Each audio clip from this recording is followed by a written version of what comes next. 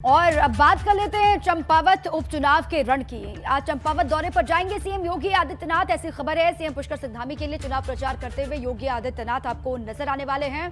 और देखिए, बहुत कम वक्त बाकी रह गया है। टनकपुर और बनबस्सा में चुनाव प्रचार करेंगे सीएम योगी आदित्यनाथ, ऐसी जानकारी। 31 मई को होनी है वोटिंग। और देखिए, आज पहुंच रहे हैं योगी आदित्यनाथ। सुबह 11 बजे टनकपुर पहुंचेंगे योगी और वहां से फिर उनका पूरा कार्यक्रम आगे बढ़ेगा। अलग अलग क्षेत्रों में सीएम धामी के लिए चुनाव प्रचार करते हुए सीएम योगी आदित्यनाथ नजर आएंगे। चंपावत उपचुनाव में भाजपा ने पूरी ताकत झोंकी है। एड़ी चोटी का जोर भाजपा लगा रही है और उसी चुनाव प्रचार को धार देने के लिए उत्तर प्रदेश के मुखिया योगी आदित्यनाथ भी यहां पर पहुंच रहे हैं। उत्तराखंड से जुड़ा हुआ है, यहीं के मूल निवासी हैं, यहीं के रहने वाले हैं, यहीं उनका जन्म हुआ, यहीं पढ़े हैं, तो निश्चित रूप से उनके आने का एक विशेष प्रभाव पड़ता है। उत्तर प्रदेश के मुख्यमंत्री हैं, वहाँ की जनता तो प्यार करती है, लेकिन उत्तराखंड की जनता उनसे बहुत प्यार करती है। और वो टनकपुर बनबसा अपना कार्यक्रम दे रहे हैं मोदी हमारे पुष्कर धामी जी के समर्थन में, तो निश्चित रूप से उसका बड़ा लाभ पार्टी को मिलेगा। तो देखिए, चंपावत में सीएम पुष्कर सिंह धामी का चुनाव प्रचार जोरों शोरों से चल रहा है और सीएम धामी के चुनाव प्रचार के लिए भाजपा के दिग्गज भी डटे हुए।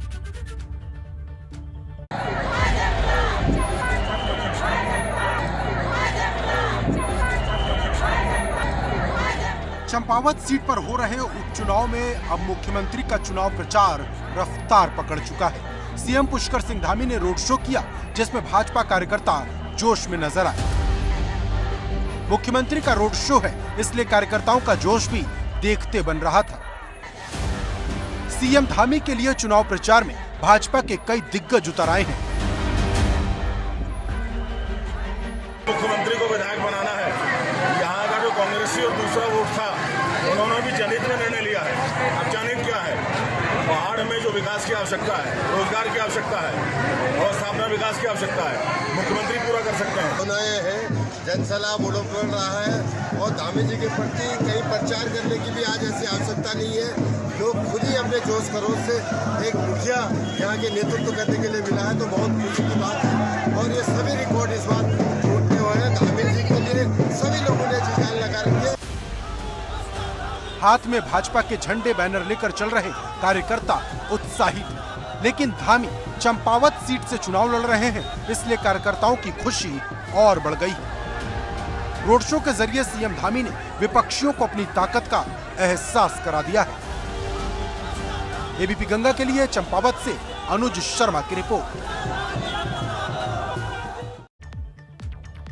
वैसे तो आप सभी जानते हैं कि यूपी के सीएम योगी आदित्यनाथ का हर कोई मुरीद है और इसी कड़ी में उत्तराखंड के पूर्व सीएम और कांग्रेस के सीनियर नेता हरीश रावत ने भी सीएम योगी की तारीफ की है। उन्होंने नोएडा में हुए जमीन घोटाला मामले में ये कहा कि यूपी सरकार की परीक्षा की घड़ी है कि वो किस तरह कार्रवाई करती है। हालांकि मुझे पूरा भरोसा है कि सीएम योगी इस पूरे मामले में उचित कार्रवाई करेंगे। हरीश रावत ने कहा कि उत्तराखंड के अधिकारी तो छोटे मोहरे के तौर पर हैं, उसमें बड़े बड़े लोग भी शामिल हैं। अगर कार्रवाई हुई तो कई नाम सामने आ सकते हैं। मुख्यमंत्री इस विषय पर गंभीरता से विचार करें और इसमें उत्तर प्रदेश की सबसे बड़ी परीक्षा है, स्वामी जी की सबसे बड़ी, योगी जी की बड़ी भारी परीक्षा है। और मैं समझता हूँ कि वो इस परीक्षा में खरे उतरेंगे। दंड मिलेगा उन सब लोगों को जिन्होंने ये दंड के लायक काम किया है। आगे बढ़ते हैं। उत्तराखंड की धामी सरकार ने यूनिफॉर्म सिविल कोड लागू करने की दिशा में बड़ा कदम बढ़ा दिया है। सरकार ने ड्राफ्टिंग कमेटी के गठन की अधिसूचना जारी कर दी है। इसके साथ ये भी जान लीजिए कि कानून के लिए काम शुरू करने वाला देश का पहला राज्य उत्तराखंड होगा। ये कमेटी यूनिफॉर्म सिविल कोड कानून बनाने के लिए ड्राफ्ट तैयार करेगी। सुप्रीम कोर्ट के रिटायर्ड जज रंजना देसाई को इसका चेयरमैन भी नियुक्त किया गया है। यानी कुल मिलाकर के बड़ी तेजी से ये काम आगे बढ़ रहा है। ड्राफ्टिंग कमेटी का स्वरूप कैसा है, ये भी आपको बताते चलें।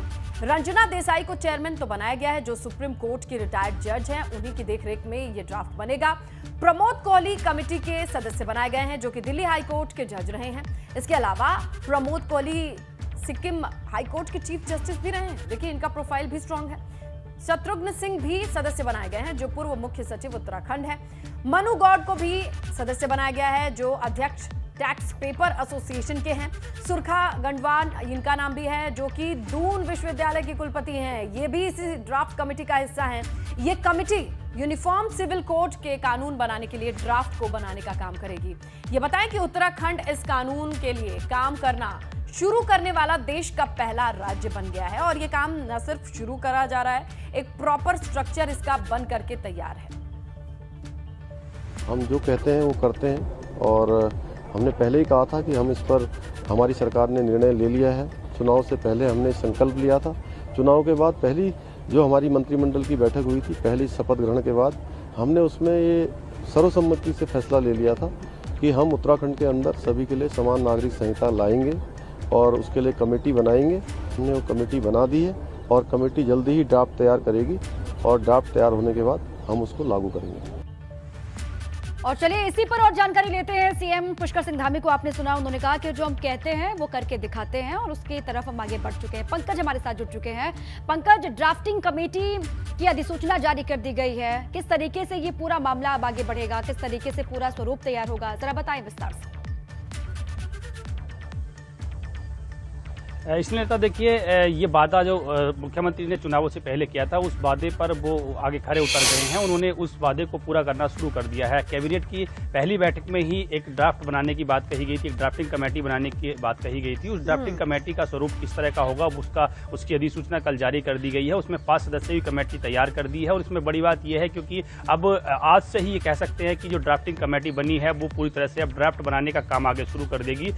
पूरे देश भर में इस जो समान कानून है इसको लेकर एक तरह से आवाज उठ रही है। खुद राष्ट्रीय अध्यक्ष जो रहे थे भाजपा के अमित शाह और गृह मंत्री हैं अभी, उन्होंने भी कई जगह ये बात कही है कि देश भर में एक समान नागरिक संहिता कानून लागू किया जाएगा। उसी दिशा में उत्तराखंड देश का पहला राज्य बन गया है और इसके लिए अब पूरे देश की निगाहें टिकी हैं, क्योंकि जिस तरीके से ड्राफ्ट कमेटी का गठन किया गया है उसमें मुख्य सचिव पुराने रहे हैं, रिटायर्ड जज और पूरे न्याय व्यवस्था को समझने वाले बहुत लोगों को इकट्ठा किया गया है। अब ये किस तरीके से ड्राफ्ट तैयार करेंगे, ये पूरे देश के लिए नजीर होगा। और इस दिशा में आगे बढ़ने वाला उत्तराखंड पहला राज्य है देश में। चलिए आगे बढ़ते हैं, अब बात चारधाम यात्रा की करते हैं। चारधाम यात्रा के दौरान जवान देवदूत बनकर लोगों की मदद कर रहे हैं। ऐसी कुछ तस्वीरें केदारनाथ से भी सामने आई हैं, जहां पर कुछ जवानों ने मुश्किल में फंसे यात्रियों को रेस्क्यू करके बचा लिया।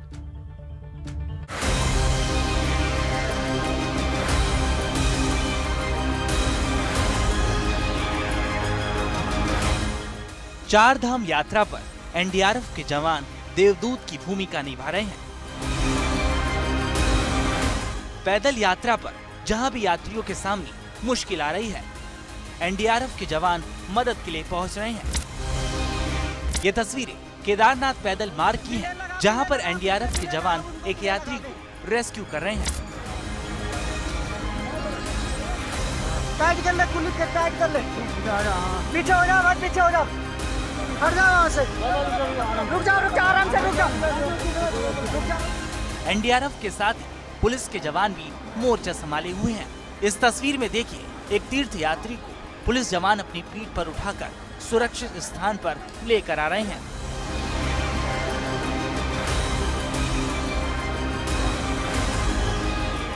केदारनाथ धाम पर आए एक दंपत्ति के बच्चे की तबीयत अचानक बिगड़ गई, जिसे एनडीआरएफ टीम ने मेडिकल रिलीफ कैंप तक पहुंचाया। यात्रा के अलग अलग पड़ावों पर इसी तरह से रेस्क्यू की तस्वीरें सामने आ रही हैं। एनडीआरएफ, एसडीआरएफ पुलिस जवान अपनी जान जोखिम में डालकर यात्रियों को मदद पहुंचा रहे हैं। सही मायने में मुसीबत में फंसे यात्रियों के ये असली देवदूत यही हैं। इनके समय से पहुंचने पर कितने लोगों को वक्त पर मदद मिल रही है। एबीपी गंगा के लिए रुद्रप्रयाग से रोहित डिमरी की रिपोर्ट।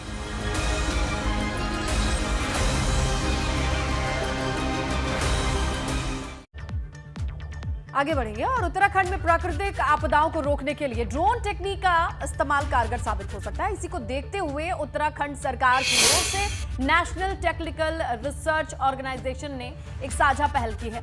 दोनों ने ड्रोन तकनीक का इस्तेमाल करते हुए नवनेत्र नाम से एक कमांड सेंटर विकसित किया है, जिसके जरिए ड्रोन और थर्मल कैमरे की मदद ली जाएगी और उन दुर्गम इलाकों पर पहुंचा जा सकता है जहां से मौसम की जानकारी बड़ी सटीक मिलेगी और ये जानकारी काम आएगी प्री कास्ट के लिए आने वाले वक्त में मौसम की सूचनाओं के लिए। केदारनाथ आपदा में लोग ना पहाड़ पे चढ़ गए, पहाड़ पे चढ़ गए थे, उन तक पहुंचना बड़ा मुश्किल था। तो अगर ड्रोन हुआ होता तो ड्रोन से उनको आगे देख सकते थे कि कहाँ पे बेचारा किसी पेड़ पे छुपा पड़ा हुआ है, डर के मारे कहाँ तक पहुंच गया। डीजीपी अशोक कुमार रुद्रपुर पहुंचे और इस दौरान उन्होंने जनसंवाद कार्यक्रम में जनता की समस्याएं सुनी, साथ ही लोगों से सुझाव भी लिए। डीजीपी ने कहा कि लोगों से जो सुझाव मिले हैं उन पर अधिकारियों को काम करने के निर्देश दे दिए गए हैं। जनसंवाद कार्यक्रम के दौरान रुद्रपुर शहर में मुख्य रूप से जाम की समस्या भी रखी गई, जिसके लिए डीजीपी ने एसपी सिटी को जाम की समस्या के निपटारे के निर्देश दिए हैं।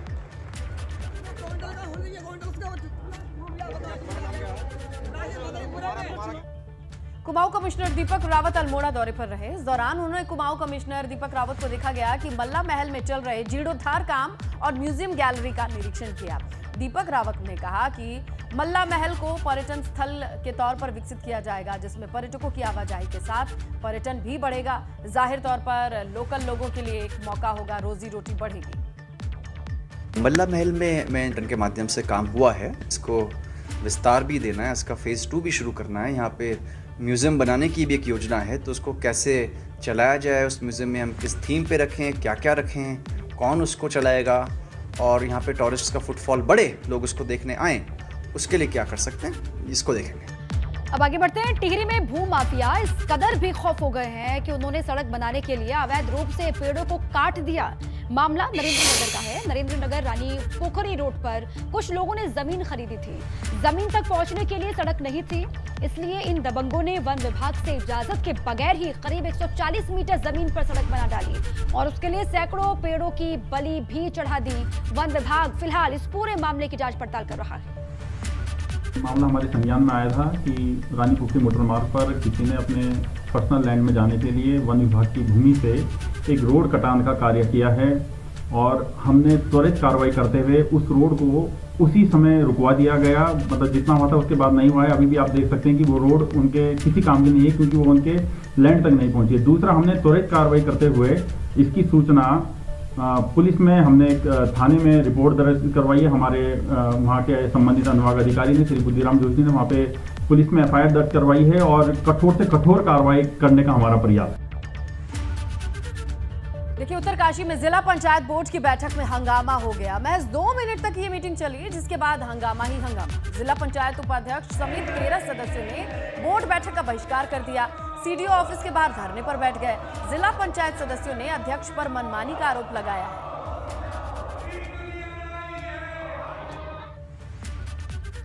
रुड़की में एक बार फिर से सिंगल यूज प्लास्टिक के खिलाफ अभियान शुरू होने जा रहा है। प्रदूषण नियंत्रण बोर्ड शहर के व्यापारियों से सहयोग करने की अपील कर रहा है। व्यापारियों से कहा गया है कि वो सिंगल यूज प्लास्टिक पर पाबंदी लगाएं और इसलिए उसका इस्तेमाल उनको भी बंद करना चाहिए, मगर फिर भी कितने ही दुकानदार इसका इस्तेमाल कर रहे हैं। विभाग की तरफ से फिलहाल सभी को जागरूक किया जा रहा है। अगर फिर भी व्यापारी नहीं मानते हैं तो उन पर कार्रवाई होगी।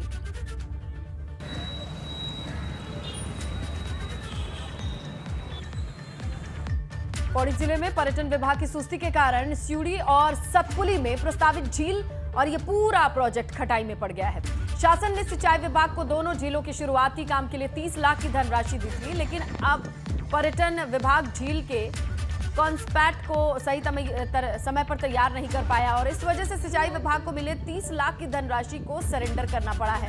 सिंचाई विभाग के अधिकारियों का कहना है कि अगर पर्यटन विभाग सही समय पर झील की योजना के बारे में जानकारी दे देता तो 30 लाख रुपए सरेंडर करने की नौबत नहीं आती। तो देखिए, कुल मिला के दोनों विभागों के साथ में काम करने की जरूरत थी, लेकिन ऐसा हो नहीं पाया। अभी सिंसी और सतपुली 2 जलाशय निर्माण के संबंध में प्रारंभिक कार्यों के लिए शासन से 20 और 10 लाख की धनराशि अमुक्त हुई थी, 30 लाख। चूँकि हमें पर्यटन से कोई कंसेप्ट नोट नहीं प्राप्त हुआ, इसलिए वो धनराशि भी हम लोग सरेंडर कर दिया।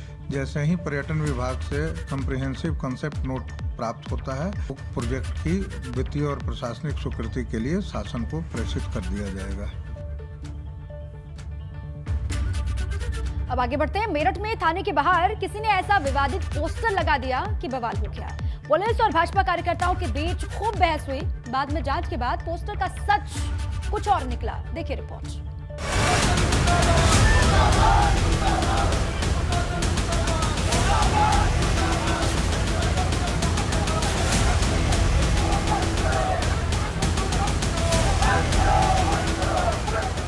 थाने के बाहर भाजपा के खिलाफ लगा ये पोस्टर और थाने के अंदर पुलिस से कार्यकर्ताओं की नोकझोंक। एक और सोशल मीडिया पर यह पोस्टर वायरल हो रहा है तो पुलिस की कार्यशैली पर भाजपा कार्यकर्ता सवाल उठा रहे हैं। तस्वीर मेरठ के मेडिकल थाने की है। हम आपको इस पोस्टर का पूरा ट्विस्ट बताएं, उससे पहले देखिए पोस्टर पर क्या लिखा हुआ है।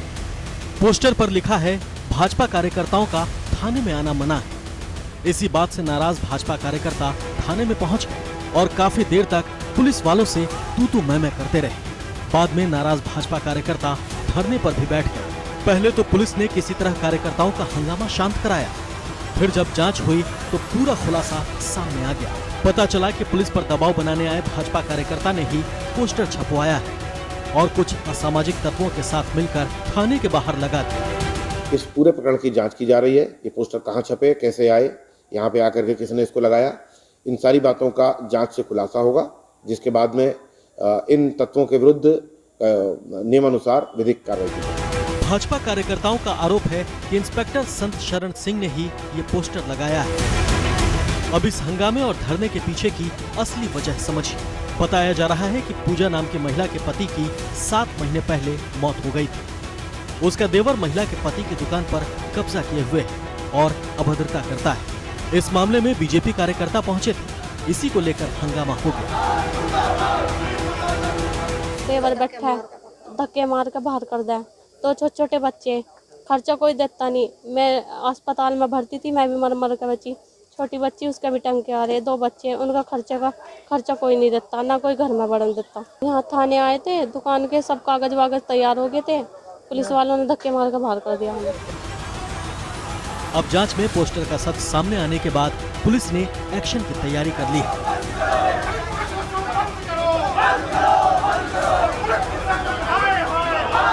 और जल्द ही आरोपी को गिरफ्तार किया जाएगा। साथ ही प्रिंटिंग प्रेस पर भी कार्रवाई होगी जिसने इस पोस्टर को छापा है। सनुज शर्मा, मेरठ, ABP गंगा।